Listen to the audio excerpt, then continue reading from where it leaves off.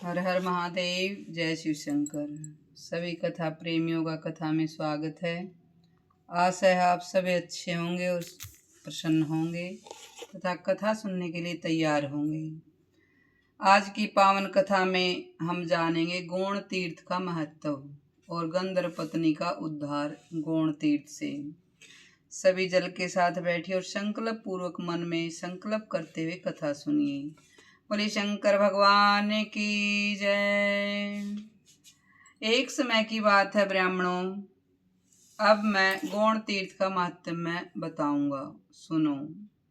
महापापों में तत्पर चंडाल कुल में सबसे नीच क्रूर कुल का नाश करने वाला, कष्टकारक, दान शून्य, सत्कर्म रहित, पशुघाती, परद्रोही, चुगलखोर, असत्यवादी, पाखंडी, मित्रद्रोही, कृतघ्न, भ्रूण हत्या करने वाला, पर स्त्रीगामी, स्वामी से द्रोह करने वाला, ठग, लोभी, पितृघाती, देवताओं से विमुख, आत्म प्रशंसा करने वाला, सठ, अयोग्य पात्र के लिए व्यय करने वाला, धर्म में बाधा डालने वाला, अनुकूलता में अंतर डालने वाला, फल फूल और पल्लवों से युक्त वृक्षों को काटने वाला, विश्वासघाती वीर, हत्यापरायण, अग्निहोत्र का त्याग करने वाला, विष का प्रयोग करने वाला, गुरुद्वेषी, पति पत्नी में वैमनस्य उत्पन्न करने वाला यानी झगड़ा कराने वाला, गांव का अगुआ,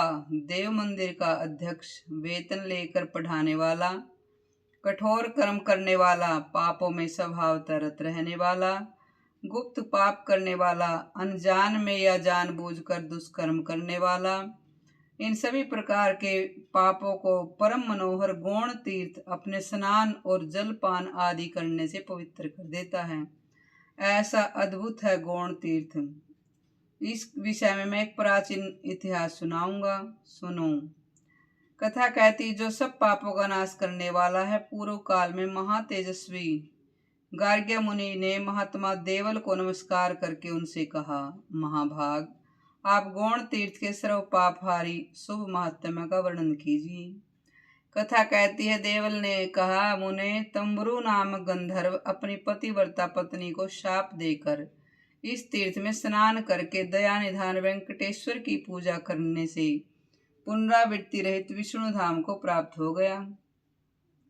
कथा कहती है, वह वृत्तांत इस प्रकार है, सुनिए। एक दिन तुमरू नामक गंधर्व ने अपनी प्यारी पत्नी से इस प्रकार कहा, देवी, सब पातकों का नाश करने वाले माघ मास में सूर्योदय के समय इस तट पर भगवान विष्णु जी की पूजा करनी चाहिए।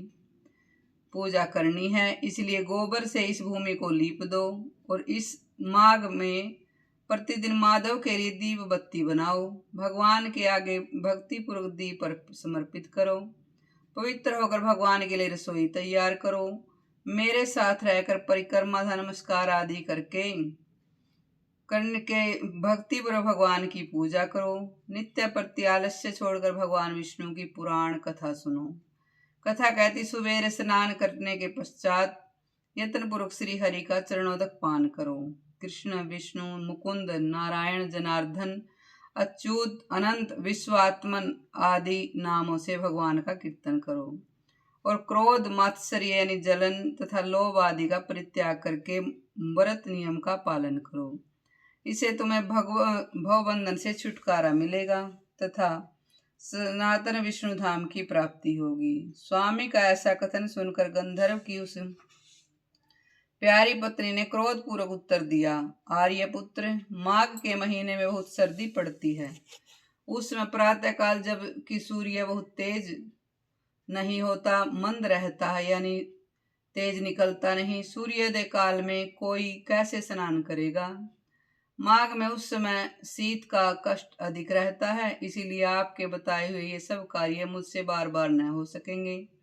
अतः प्रातः काल में मैं आपके साथ स्नान नहीं करूंगी, क्योंकि अधिक सर्दी पड़ने से यदि मेरी मृत्यु हो गई तो उस समय आप मेरी रक्षा नहीं करेंगे। कथा कहती है, पत्नी की यह बात सुनकर तुमरू ने सोचा कि धर्म विरुद्ध चलने वाले पुत्र को, अप्रिय वचन बोलने वाली पत्नी को और ब्राह्मण एवं ईश्वर को न मानने वाले राजा को तत्काल शाप देकर दंड देना चाहिए। कथा कहती है नीति के वचन का विचार करके गंधर्व ने अपनी सती पत्नी को इस प्रकार शाप दिया। ओ मूढ़े, 100 पातकों का नाश करने वाले, परम पुण्य में वेंकटाचल पर गौण तीर्थ के समीप जो पीपल का वृक्ष है, उसके गोखले में तू जाकर मेंढकी हो जा। कथा कहती पतिदेव का यह वचन सुनकर वह गंधर्वल्लभा उनके चरणों में गिर पड़ी और प्रार्थना करने लगी। तब तुमरु ने उसे शाप से मुक्त होने की यह विधि बतलाई कि अपनी इंद्रियों पर विजय पाने वाले परम तपस्वी महाभाग अगस्त्य मुनि जब महातिथि पूर्णिमा को परम उत्तम गौण तीर्थ में जाकर स्नान करेंगे, उसी पीपल के वृक्ष के नीचे बैठकर शिष्यों को गौण तीर्थ का महत्व बतलावेंगे। उस समय पीपल के गोखले में बैठी एकाग्रचित होकर जब तुम मोक्षदायक गौण तीर्थ का महत्व सुनोगी, तब समस्त पापों का नाश करके मेरे साथ आ मिलोगी।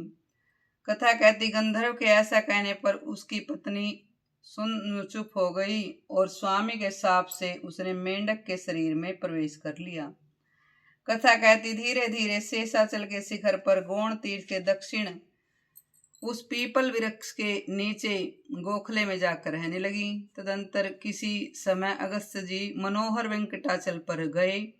वहां उन्होंने नियम पूर्वक स्वामी तीर्थ में स्नान करके वराह स्वामी को नमस्कार किया। तत्पश्चात उस तीर्थ के दक्षिण वेंकट जी के मंदिर में जाकर वेदों के द्वारा जानने योग्य विशाल नेत्र वाले सनातन देव दयानिधान श्रीनिवास जी को मस्तक झुकाया।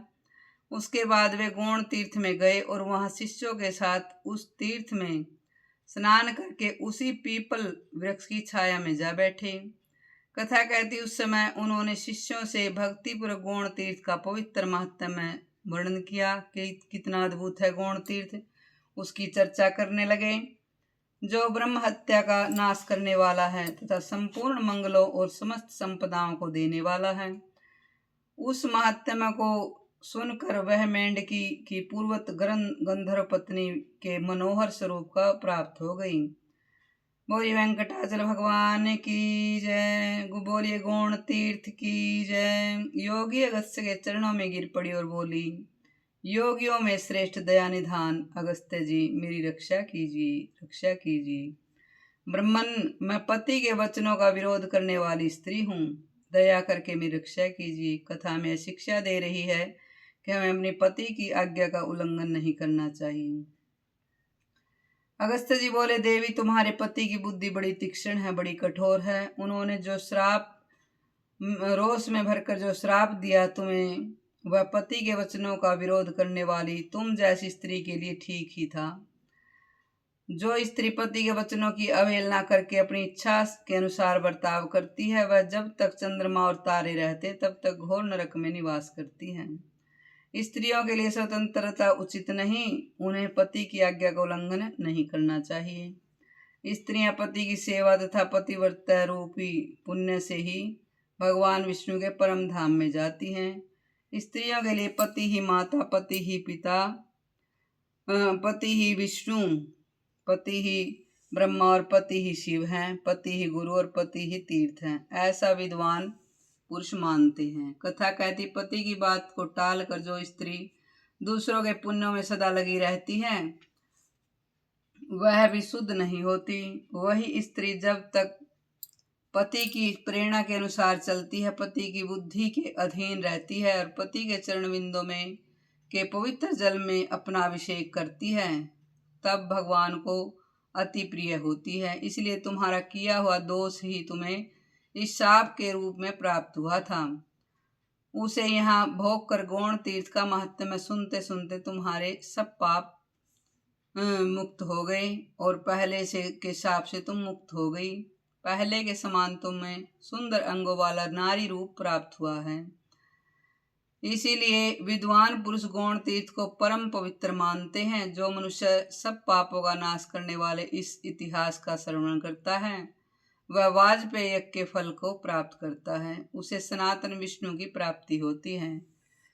बोलिए शंकर भगवान की जय, बोलिए विष्णु भगवान की जय, बोलिए वेंकटाचल भगवान की जय। हर हर महादेव, जय शिव शंकर। आपको यह पावन कथा कैसी लगी हमें कमेंट में अवश्य बताइए। अगर आपको यह कथा अच्छी लगी हो तो चैनल को लाइक सब्सक्राइब अवश्य कर लीजिए, ताकि हर दिन आपको नई नोटिफिकेशन मिलती रहे। जब भी कथा डले आपके पास सीधे पहुँचे, आपको यह कथा असली और सच्ची कथा प्राप्त होगी। कथा सुनने के लिए आप सभी का धन्यवाद।